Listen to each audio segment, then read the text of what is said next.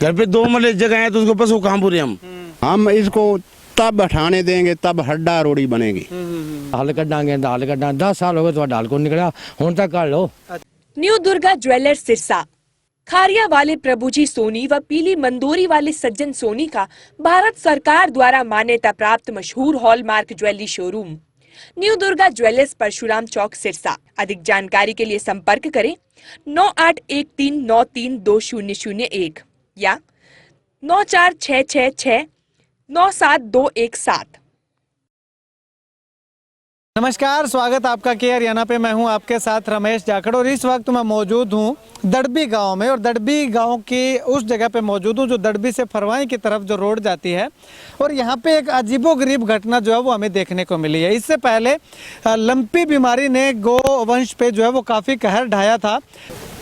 उसके बाद जो है वो एक समस्या जो है वो लगातार ग्रामीणों के सामने आ रही है। एक गांव नहीं है बल्कि न जाने ऐसे कितने गांव होंगे जिनमें मृत पशुओं को डालने के लिए, जिसे हड्डा रोड़ी देसी भाषा में बोल देते हैं, हड्डा खोड़ी भी बोल देते हैं, यानी कि मृत पशुओं को दफनाने का स्थान जो होता है वो ना होने के कारण काफ़ी ज़्यादा समस्याओं का सामना करना पड़ रहा है। गोवंश एक तो लंपी बीमारी से जूझ रहा था, लेकिन उसके बावजूद मरने के बाद भी गोवंश को जो है वो अगर बात करूँ तो शांति शायद उनकी आत्मा को नहीं मिलेगी, क्योंकि उनका मृत शरीर जो है वो या तो गांव के चौपाल में पड़ा हुआ मिलता है या फिर इस तरह से रोड पे जो है वो इनकी दुर्गति देखने को मिलती है। अगर बात करें तो सरकार कहती है कि गौ माता की जय के उद्घोष के साथ किसी भी सम्मेलन का शुरुआत करती है और बहुत सारे गौ माता पे जो है वो राजनीति होती है, लेकिन गौ माता की इस दुर्दशा का आखिर जिम्मेवार है तो वो कौन है? इस बात का अभी तक इस सवाल का जवाब जो है वो नहीं मिल पाया है। खैर, दड़बी गांव के अंदर किसी के यहाँ पे गोवंश पाल रहा था वो, लेकिन जैसे ही उसकी मौत हुई किसी कारणवश, तो उसके बाद गाँव में दफनाने की जगह नहीं मिली या गो मृत पशुओं को डालने की जगह थी वो नहीं मिली, तो वो यहाँ पे सड़क पे डाल करके चला गया।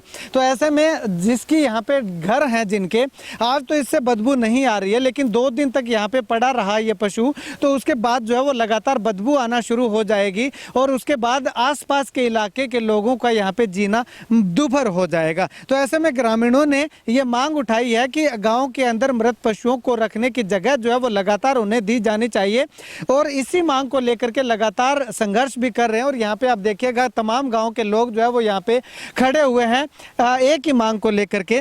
खैर, अभी अगर बात करूं तो जो इस गांव के अंदर हड्डा रोड़ी जो थी उस जगह पे जो है वो 100 गज के जो प्लाट गरीबों को दिए थे उनको जो है वो आवंटित कर दिए गए, उस जगह पे वो प्लाट काट दिए गए। चलिए, कुछ गांव के लोग मेरे साथ मौजूद हैं, इनसे बातचीत करेंगे। सर, क्या मुख्य समस्या आ रही है आपकी? हड्डा रोड़ी जो थी पहले गाँव में, कब से बंद है वो जी 10 साल हो गए बंद करी वो।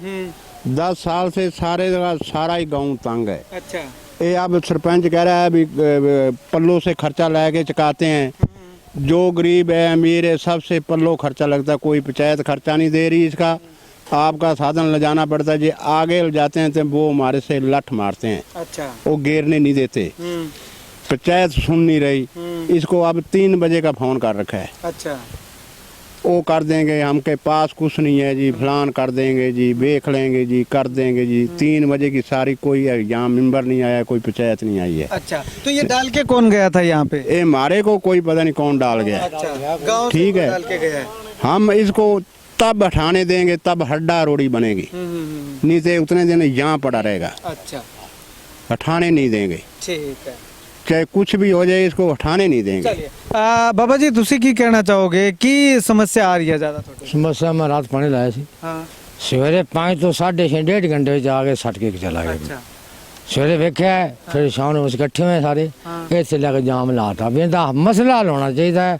10 साल हो साढ़े पिंड गरीब अमीर सब तंग हो रहे हैं, इस करके ये चलो खड्डा सरपंच कह रहा खड्डा मारते पूर देवांगे। ये तो पूरे जो बाहर जो पशु हजारों खड़ा पिंड च ना को भाई बीमारी आ गई, बीमारी तो बाद ही को पशु मरते ही है, पर वो ज़्यादा गरीबों को परेशानी है। जमीन वाले को खेत जैसे भी खड्डा मारते पूर देंगे, जैसी जमीन नहीं है वो 3 मरले 5 मरले 10 मरले कितने पूरेगा? 2 मज्जा ने कोई 2 कट्टियां ने कोई गां ले रखी है। वीडियो नो शिकायत की पंच को मुखी बंदा साडा पिंड है। फिर मैंबरां नूं कोई उन्हें कहा साडे हत्थ विच कुछ नहीं। फिर नंबरदार ने फोन किया गग्गू नूं, असीं वो आया है, मैं ਤੁਸੀਂ ਆ ਤੇ ਜਾਓ ਤੁਹਾਨੂੰ ਕੋ ਮੂੰਹ 'ਚ ਪਾਣਾ ਪਿਆ ਜਾਮ ਲਾ ਰੱਖਿਆ ਸਾਰੇ ਪਿੰਡ ਵਾਸਤੇ ਲਾ ਰੱਖਿਆ ਸਾਰੇ ਪਿੰਡ ਦਾ ਹੀ ਹੈ ਪਸ਼ੂ ਸਾਰੇ ਪਿੰਡ 'ਚ ਹੈਗੇ ਨੇ ਉਹ ਆਇਆ 10 ਮਿੰਟ ਲਾ ਦੇ ਗਿਆ ਕਹਿੰਦਾ ਹੱਲ ਕੱਢਾਂਗੇ 10 ਸਾਲ ਹੋ ਗਏ ਤੁਹਾਡਾ ਹੱਲ ਕੋਈ ਨਿਕਲਿਆ ਹੁਣ ਤੱਕ ਕੱਢ ਲਓ ਅੱਛਾ ਹੁਣ ਸਵੇਰੇ ਕਾਰਵਾਈ ਕਰਾਂਗੇ ਉਹ ਜਿਹੜੀ ਹੱਡਾ ਰੋੜੀ ਸੀ ਉਹ ਕਿੱਥੇ ਹੈ ਹੁਣ ਬੰਦ ਜਦੋਂ ਪਾਕਿਸਤਾਨੋਂ ਅਸੀਂ ਆਏ ਉਸ ਤੋਂ ਜਦੋਂ ਬਾਅਦ ਅਸੀਂ ਥੋੜੇ ਵੱਡੇ ਵੇਖਿਆ ਬਿਜਲੀ ਘਰ ਦੇ ਕੋਲ ਸਕੂਲ ਦੇ ਕੋਲ ਹੱਡਾ ਰੋੜੀ ਗਈ ਸੀ ਸਾਡੀ ਉਹ ਉੱਥੇ ਕਈ ਸਾਲ ਚੱਲੀ ਉਸ ਤੋਂ ਬਾਅਦ ਫਿਰ ਇਹ ਜਿਹੜੀ 10 ਕਿੱਲੇ ਜ਼ਮੀਨ ਕਲੋਨੀ ਬਣੀ ਹੈ ਇੱਥੇ ਚੱਲੀ ਕਈ ਸਾਲ ਇਹ ਕਲੋਨੀ ਦੇ ਜਦੋਂ ਪਲਾਟ ਕੱਟੇ ਗਏ ਤੇ ਸਾਡੀ ਹੱਡਾ ਰੋੜੀ खत्म हो गई। हमारे गांव में 1 किला जमीन है, 2 चौकीदार को दे रखी है, फ्री बीज रहे हैं, उनको तनख्वाह मिल रही है। 5 किले जमीन और भी है, ठीक है, वो भी बीज रहा है।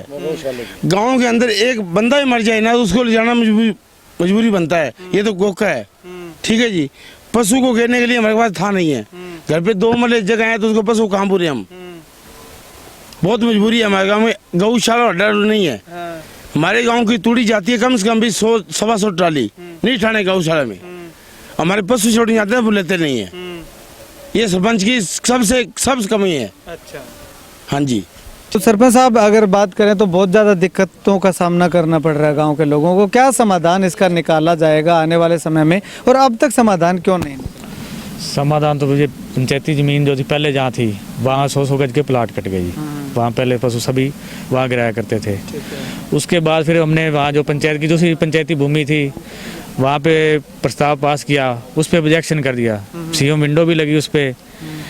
फिर ग्राम सभा की मीटिंग बुलाएगी, उस पर स्कूल का ऑब्जेक्शन हो गया और कॉलोनी का हो गया जी, ठीक है, ऐसी कॉलोनी का ऑब्जेक्शन हो गया, हम यहाँ नहीं बनने, हमारे बच्चे स्कूल जाते हैं, स्मेल आएगी, ये आएगा वो आएगा। फिर हमने एक पंचायती का कब्जा है वहाँ पे 1.5 एकड़ पंचायत है, उसको भाई कर रही है उसकी, उस पर बनाने की कोशिश की, वहाँ इतने भी पहुँच गई। वो फिर सेठ शिवरत उनके बुआ जी के नाम ज़मीन है, वो माता जी के नाम उनके, उन्होंने ऑब्जेक्शन कर दिया, ये लीगल हक मेरा है उसके ऊपर, ठीक है। अब क्या कार्रवाई आगे? अब सेक्रेटरी साहब से बात करी है, ठीक है, वो कहते हैं कल मैं बीटीपी साहब से बात करके इसका आगे समाधान निकालेंगे कोई ना कोई। सीएम साहब भी आ रहे हैं, उनके आगे भी समस्या रखेंगे जी 18 को। हाँ जी, पहले भी कई बार इसका डीसी साहब के पास कई बार एप्लीकेशन मारी जा चुकी है, कोई समाधान नहीं? समाधान नहीं है, ठीक है, समाधान यही था, उसके ऊपर कोर्ट केस चल रहा है पंचायती भूमि पे, ठीक है। वैसे तो वो कहते कर देंगे, इसमें पास नहीं हो सकती जी, आप पशु वैसे गिराए जो मालिकाना आपके पास है, लेकिन इसको पक्के में हम इसकी ना तो 4 दीवारी कर सकते, ना उसको कोई ट्रीटमेंट वगैरह कर सकते इसका। हाँ जी। तो यहाँ पे गांव के लोगों को कहना है कि ग्राम पंचायत जो पहले थी 2 साल से बर्खास्त हो चुकी है पंचायत, उसको सूचना दी थी लेकिन कोई भी यहाँ पे नहीं पहुँचा है। तो ऐसे में अब अगले दिन सुबह जो है वो बीडीपीओ साहब को शिकायत जो वो देंगे कि इनके गांव के अंदर हड्डा रोड़ी जो है वो बनाई जानी चाहिए। अगर यहाँ पे पंचायत बहाल होती तो शायद गाँव के लोगों को ये दिन देखना ना पड़ता। अब बीडीपीओ के हाथ में चार्ज है तो सरपंच भी जो है वो कहीं ना कहीं यहाँ पे इस तरह से आने से कतराते हैं, लगभग गांव में हमें देखने को मिला है।